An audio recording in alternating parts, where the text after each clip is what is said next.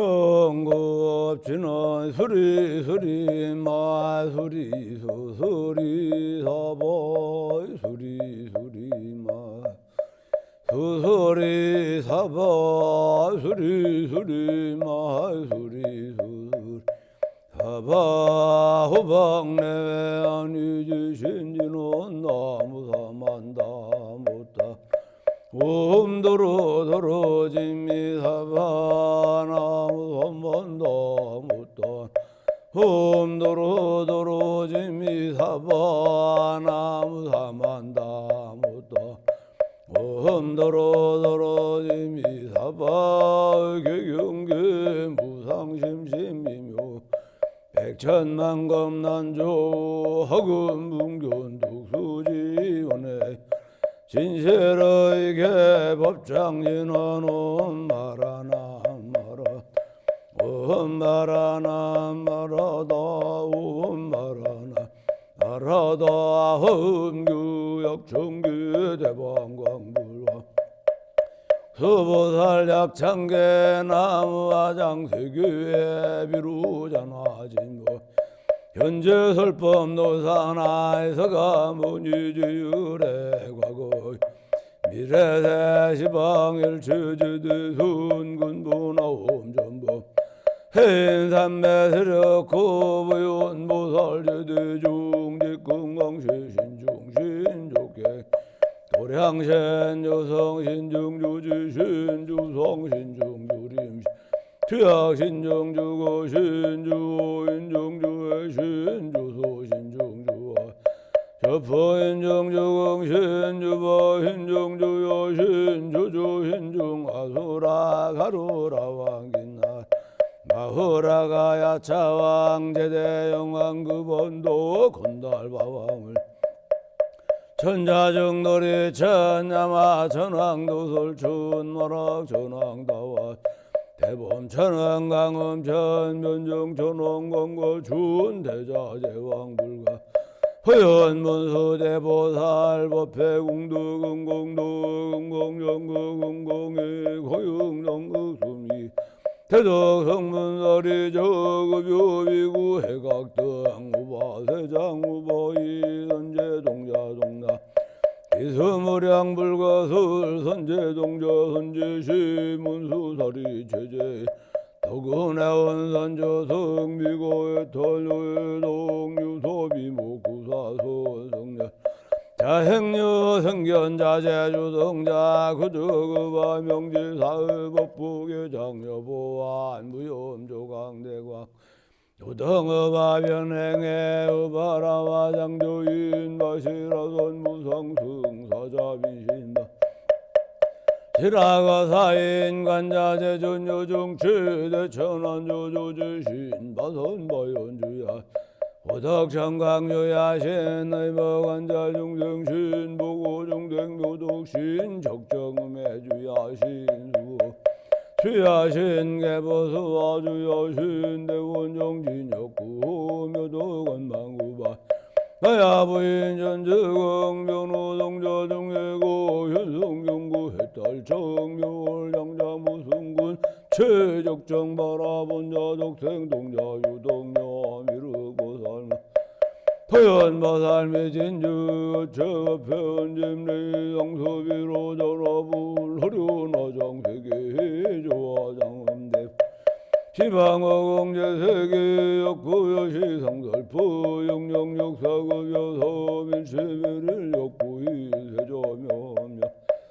토연산매세계성화장세계 노사나 열애명우사성제 강명각품 문명품 정행연수수 흠이정상계참품 모살입주범행품 마신공덕명법품 불승야마천궁품 야마천궁 흠야무진장 불성노설정궁품 노설천궁계참부 입행부 입지품 십종십동입행 아성예품 여수량 모설유초을 모사의 열애입신상의 품열애수호공 토연행감 열애철 예세간부 입복기 쉬신만개 송경 담시읍 부원막 풍성야교인 수지 주불심시변정가 간자여시국토에 심영비로 전하불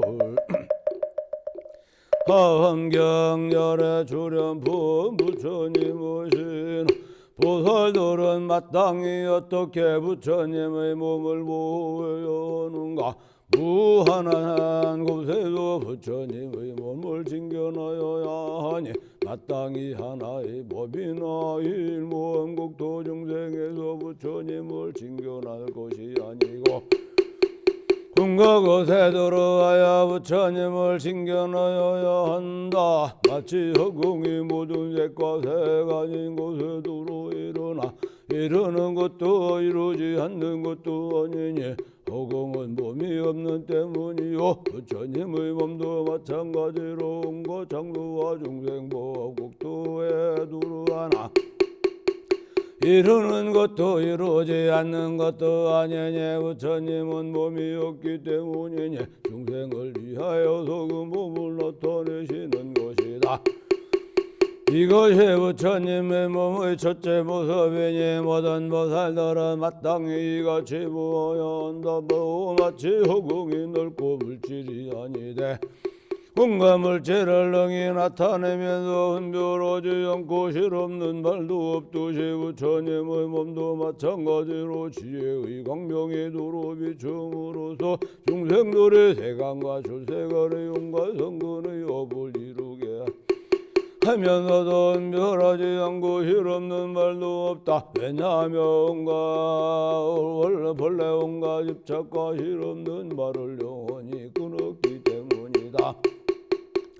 이것이 부처님 마음의 둘째 모습이니 보살들은 마땅히 이같이 보아야 한다. 또 마치 해가 뜨면 연부제 무한한 중생의 이로우니 이른바 어둠을 밝히고 젖은 것을 말리며 조목을 기우고 곡식을 성숙히 하며 행인이 길을 보게 하고 무한한 광명을 드러내기 때문이다. 부처님의 지혜해도 마찬가지로 무한한 일로 두루 중생을 이롭게 하니 이른바 걸멸하고 손을 내며 어리석음을 깨뜨리고 지혜롭게 하여 대비를 건지고 천안을 얻어 선하고 죽는 것을 보게 하며 지혜를 닫고 밝혀서 깨달음의 곳을 비우고 발생하여 헌행을 이루게 하니는 부처님의 광대한 지혜의 해가 무한한 광명을 놓아 두루 비추기 때문이다. 이것이 부처님 몸의 대체 모습이니 보살들은 마땅히 이같이 보아야 한다. 또 연부제에서 해가 뜨면 먼저 수미산 등의 온갖 큰 산에 비치고 차례로 상과 높은 구원에 비치면 나중에 모든 대지에 비추지만 해가 여기 먼저 저기 먼저 비추리라고는 생각하지 않고 산과 땅이 고하고 있으므로 먼지와 나중에 있게 되는 것처럼 부처님도 마찬가지로 끝없는 법교 지혜의 법료를 이루어 막힘없는 지혜의 광명을 놓을 때 먼저 보살 등의 큰 산을 비추고 차례로 영각에게 비추며 다음에 성분에게 비춘다. 그 다음에 성분이 결정된 중생에게 비추되 그 마한 그릇을 따라 광대한 지혜를 보인 연후에 모든 중생에게 두루 비추고 못한 이에게도 미치어 미래의 좋은 인연을 지어준다. 그러나 부처님의 대지의 광명이 먼저 우소를 크게 수행한 이에게 비추고 나중에 못한 중생에게 비추리라고는 생각하지 않듯이 다만 광명을 놓아 평등하게 두루 비추고 막힘도 정해도 없고 운별도 않는다. 마치 바다리 수시로 줄여놓여 큰 산과 깊은 골짜기를 다심없이 두루 비춘과 같이 부처님의 지혜도 마찬가지로 모든 것을 두루 비추고 은별하지 않지만 중생들의 소질과 의욕이 같지 않음을 따라 지혜의 광명에도 갖가지 차이가 있는 것이다. 이것이 부처님 몸의 대체 모습이니 마땅히 이같이 모아야 한다. 도일초를 변해 소경은 일찍이 오지 못하였으나 햇빛의 도움을 받으니 왜냐하면 이로 인해 함나서 시간을 알아가까지 의식을 해결하여 몸을 다루고 온고 근심을 벗어나기 때문이다. 부처님의 지혜도 마찬가지로 믿고 이해하지 못하여 파괴하고 바른 소견이 없어 부정하게 생활하는 면에 소경의 무리들은 믿음의 눈이 없어 보지 못하나 지혜 때문에 대양의 이익을 받으니 부처님의 인력으로서 요용생들이 갖고 있는 육신의 고통과 응가운데 완필의 미래기로 될 원인을 다 없애기 때문이다. 부처님의 지혜 태양은 이렇게 변해 소경인 중생은 이렇게 여성군을 얻어 성수시킨다. 이것이 부처님 몸의 다섯째 모습이니 마땅히 이같이 보아야 한다. 또 가령 달에는 네 가지 특이한 미증의 법이 있으니 하나는 모든 별의 광명을 가리고 두루 시기를 따라서 자간하기 울거나 하며 셋은 연보제의 맑고 정정한 물속에 그림자가 모두 나타나고 여섯 일체보는 제가 자기의 눈 앞에 있다 하지만 다른 분별하지 않고 실없는 말도 없다. 부처님 몸도 달과 마찬가지로 네 가지 특별한 미증유법이 있으니 이른바 모든 성분과 독학을 배우는 이와 배우는 것 없는 이들을 가려 그들에게 합당한 대로 수명을 보이니 수명이 길고 짧음이 있지만 부처님의 몸은 증감이 없다. 모든 세계의 마음이 정정한 중생들에게서는 그릇되는 그림자가 모두 나타나갔기 내 앞에 계신다고 하니 그들의 조함을 따라서 설법하며 지혜를 따라서 해탈게 하고 교화받는 받을 만한 이는 부처님의 몸을 보게 하지만 부처님의 몸은 별하지 않고 실없는 말도 없으시되 이익은 다 끝까지였는다. 이것이 부처님 몸의 여섯째 모습이니 마땅히 이것이 보아야 한다. 또 우주 삼천대천 세계의 대검천왕이 적은 방편으로서 대천세계의 몸을 너로 나타내도 중생들이 다들 원망이 자기 앞에 있다고 하지만 이 엄청난 몸을 나누지도 않았고 여러 가지 몸도 없다. 부처님들도 마찬가지로 분별하지 않고 실없는 말도 않으며 분신하지도 않고 여러 가지 몸도 없으시니 중생들이 조함을 따라서 몸을 나타내면서도 조금도 몸을 나타낸다는 생각을 하지 않으신다. 이것이 부처님 몸의 일곱째 모습이니 마땅히 이같이 보아야 한다. 또 어떤 의사가 온갖 약가점을 잘 알며 영부지에 있는 많은 약들을 다 쓰지 않음이 없고 중생의 상근의 힘과 크고 밝은 주력으로서 방편을 삼아 만난 자들은 다들 병을 개유하였는데 그 의사가 자신의 명이다 한 줄을 알고 생각하기를 내가 명이다 한 뒤에는 모든 중생의 허지차가 없으리라 방편을 나타내리라고 하고는 약을 만들어 몸에 바르고 주력으로 부지하였다. 죽은 뒤에도 몸이 분산하지 않고 시들지도 마르지도 않아서 휘나보고 두름이 본래와 다르지 않고 병을 치료만 하고 다 개유하였듯이 부처님이 신위 없는 대왕도 마찬가지로 무한한 백천억 나유타가 외보벽을 수련하여 이루시니 모든 방편의 정교함을 수학하여 피안에 이루었고 모든 중생들의 용과 분내의 병을 능히 없애고 수명도 무한하며 몸이 정정하여 모든 불탈을 쉬지 않으시니 만나는 자들은 번뇌의 병이 다 소멸한다.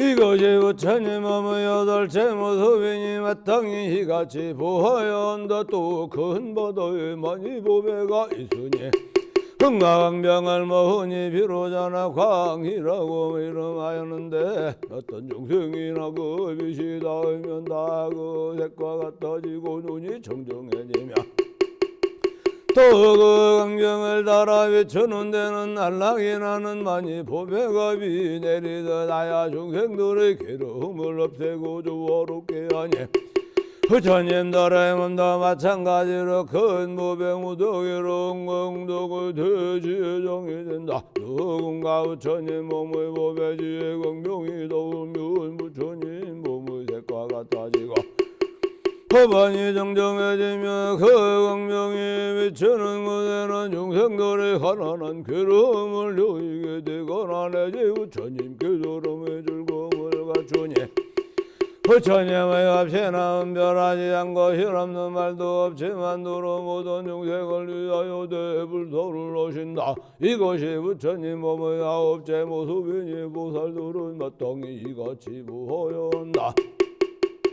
또 큰 바다에 여의만이 보배가 있으니 모든 세권의 장엄장으로 백만 공덕을 갖추어 이루어 거처하는 것마다 중생들의 죄는 제거되고 그원을 만족해야지만 막복한 중생들은 보지도 못하듯이 부처님의 몸료의 보배도 마찬가지로 많은 중생들로 하여금 모두 다 환희케 함이라니 만약 그 몸을 보거나 명성을 듣고 덕을 한탄하며 생사의 근심을 길이 떠난다. 가령 모든 세계의 중생들의 일치에 전념하여 부처님을 징견하고자 하더라도 소원이 다 만족하게 되지만 막복한 중생들은 징견할 수가 없거니와 부처님의 자제하신 인격으로 저와들 서 있는 이는 제외되듯이 만약 중생이 부처님 몸을 징견하면 그 성근을 심어도 성숙될 것이며 성숙시키기 위해서 부처님 몸을 보게 한다. 이것이 부처님 몸의 열째 모습이니 모살들은 마땅히 이와 같이 보아야 한다. 그때 보현 모설께서 그 뜻을 거듭하시고자 계속으로 설하였다. 마치 연보제 해가 틈에 광명으로 당김없이 어둠을 캐고 산의 나무와 옥과 모수연꽃과 물상들 갖가지 종류들이 다 이간 편의 소경들은 해를 모아보나 햇볕은 같이 익을 요니 때를 알고 음식을 먹게 하며 길이 온갖 근심 떠나 몸을 넉넉해 할 믿음이 없는 중생들 부처님 징겨 못하나 부처님 또한 그들도 이렇게 하시오 명성 듣고 광명 비침에 이로 인해 깨달음이 없게 되네. 부처님의 어떻게 부처님의 음성을 알아야 하는가. 부처님의 음성이 그들의 음성 마음에 좋음을 따라 환희케 함을 알아야 하니 설법을 명백하게 하기 때문이며 그들의 믿고 이해함을 나라 환희케 함을 알아야 하니 마음이 정정해지기 때문이요 부처님의 음성은 교화하는 시기를 놓치지 않음을 알아야 하니 들을 만한 이는 다 듣기 때문이며 생멸이 없음을 알아야 하니 메아리와 같기 때문이다. 너희들은 이승의 지를 적어하여 다시 대승이란 스승한 길이 있음을 마땅히 알 것이니 보살의 행하라 역파라미를 수선하며 보살행을 원지행과 원의심을 버리지 않으며 후한한 생사에 좋아하면 도도 일정내지 않고 이승을 뛰어넘기에 큰 수레 제일의 수레 스승한 수레 최고 스승한 수레 높은 수레 위 없는 수레 많은 중생을 이롭게 하는 수레라고 한다. 만일 중생의 믿음과 이해가 강대하여 모든 근기가 영맹하여 숙세에 좋은 성근을 심었으면 열애의 실력으로 가피를 받고 또 소승한 역거가 있어 불과를 희구 올 것이다라고 하니 음성을 듣고는 불이 힘을 내는데 부처님의 음성은 신심에서 나지도 않지만 무한한 중생을 능히 유익하게 한다. 이것이 부처님 음성의 첫째 모습이니 보살들은 마땅히 이렇게 알아야 한다. 또 메아리는 걸작이와 음성에 의해 생기니 형상이 없어 볼 수도 없고도 분별하지도 않지만 혼간 말을 능히 다루듯이 부처님의 음성도 마찬가지로 형상이 없어 볼 수가 없으며 평소가 있지도 않지만 중생들의 영광과 희애를 달아나무로 그 성품이 그까지 말함도 보임도 없어 설명하여 전할 수 없다. 이것이 부처님 음성의 둘째 모습이니 보살도로 마땅히 이와 같이 알아야 한다. 또 하늘에 깨우침이란 큰 복에 있어서 모든 천자들이 기울을 때는 허공에서 소리를 내어 말하기라.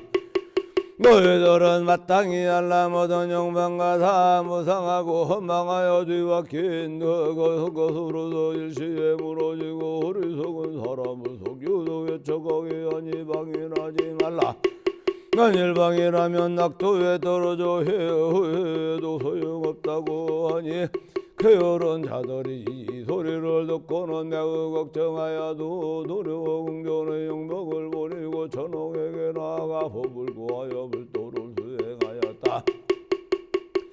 저 하늘 벅소리가 주둥도 하지 않고 거짓도 않으며 일어나지도 사라지지도 않지만 한없는 중생들을 이롭게 하니 부처님도 마찬가지로 나한테 중생을 깨우치려고 무언님이 묘한 법음을 내어 벗게 들어와요 깨닫게 한다. 이것이 부처님 음성의 셋째 모습이니 보살들은 마땅히 이렇게 알아야 한다. 또 사제 천왕에게 좋은 예비란 천녀가 있는데 입으로 하인 소리를 내면 백천가지 음악과 상응하며 난다. 음악 가운데 다시 백천의 못다른 소리가 있다.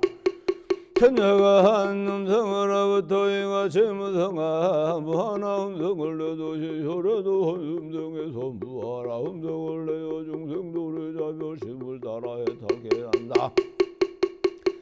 이것이 열의 음성의 넷째 모습이니 보살들은 마땅히 이같이 알아야 한다. 또 대범천왕이 범천의 소리를 내면 모든 범천의 대중들이 듣지 못하는 이가 없으니 그 음성도 대중 밖을 벗어난 것이 아니지만 범천의 대중들이 다 생각하기를 대범천왕이 유독 나만을 위해서 하신다고 한다. 그렇듯이 부처님의 묘와 음성도 마찬가지로 도령의 대중들이 듣지 못함이 없으니 그 음성도 대중 밖을 벗어난 것이 아니지만 건기가 미숙한 이는 듣지 못하고 듣는 이는 다 생각하기를 부처님께서 유독 나만 위해서 하신다고 하는데 부처님의 음성은 나고 몸이 없지만 능히 모든 일을 이룬다. 이것이 부처님 음성의 다섯째 모습이니 보살들은 마땅히 이같이 알아야 한다.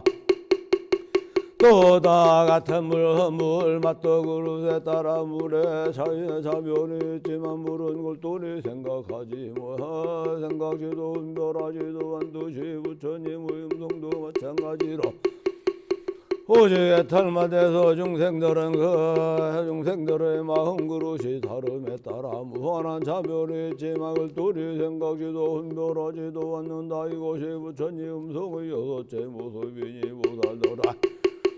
마땅히 이같이 알아야 한다. 또 하나하나 바달다 영광에 짙은 구름을 일으켜 연부제 도로 담비를 내리면 모든 백곡의 농작물이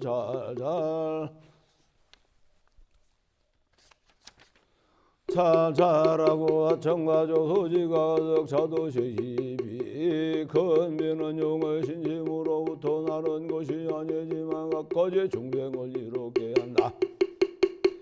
부처님도 마찬가지로 대자비 그름을 일으켜 시방세계에 도루하고 위없는 감로의 법비를 널리 내려 많은 중생이 환희하고 선한 일을 기우게 하는데 부처님의 음성은 난파로부터 나오는 것이 아니라 능히 여러 중생을 이롭게 한다. 이것이 부처님 음성의 일곱째 모습이니 보살들은 마땅히 이같이 알아야 한다. 더 많아 사용왕은 비를 내리고자 할 때 비로 바로 내리지 않고 먼저 큰 구름은 일으켜 허공을 가득 덮고 이대를 이체하면서 중생들이 일이 끝나길 기다리니 이는 중앙의 대자비심이 저 중생들을 혼란시키지 않는 양으로 이대를 기다리고 가랑비를 내려 땅을 적시고 부드럽게 하는 것이다.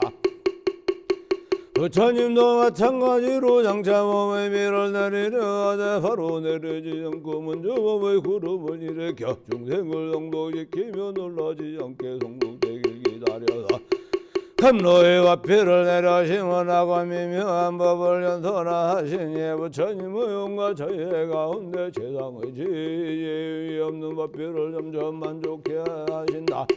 이것이 부처님 음성의 여덟째 모습이니 모살들은 마땅히 이같이 여로온다. 또 바다 가운데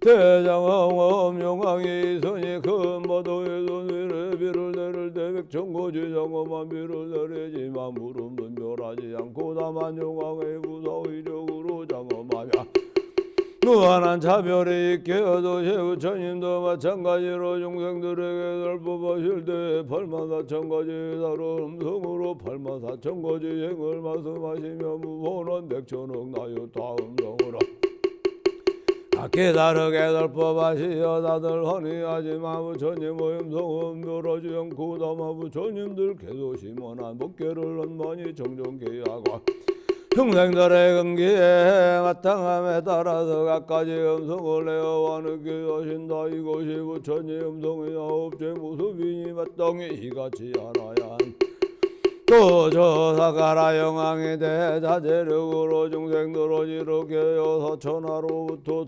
다와다제 천에 이르기까지 한없이 다른 세계의 큰 구름 그물을 일으켜두루 덮고는 각가지 세계의 번개와 각가지 정정 소리를 내어 중생들의 마음에 따라 기쁘게 오니 이른바 천녀의 노래소리나 하늘의 음악소리 아름다운 새가 우는 소리 같은 다양한 소리 다울의 소리가 진동하고는 다시 시원한 바람을 일으켜 중생의 마음을 기쁘게 하고 또다시 각가지 비를 내려 한없는 중생을 이롭고 안락해 하는데 다화자재 천에서 지상까지 온갖 곳에 내린 비가 같이 하노나 영왕의 마음은 평등하여 차별이 없고 다만 중생들의 양근이 달라서 위에 차별이 있는 것이다.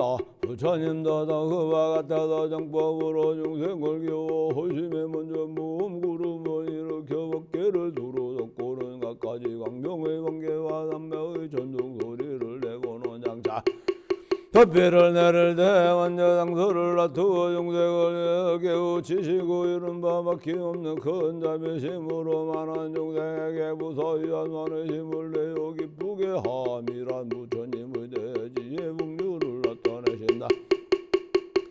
이런 현상이 나타나고 나서 많은 보살과 중생들의 신심이 다 맑고 시원해진 연후에 무사히하고 광대한 법비를 내려 정정케 하신다. 부처님께서 중생들의 마음을 따라서 이렇게 광대한 법비를 내려온과 끝없는 세계에 충만한데 부처님은 그 마음이 평등하여 법에 인색하지 않으시지만 중생들의 연기와 영광이 같지 않아 내리는 법비에 차별이 있음을 보이시는 것이다.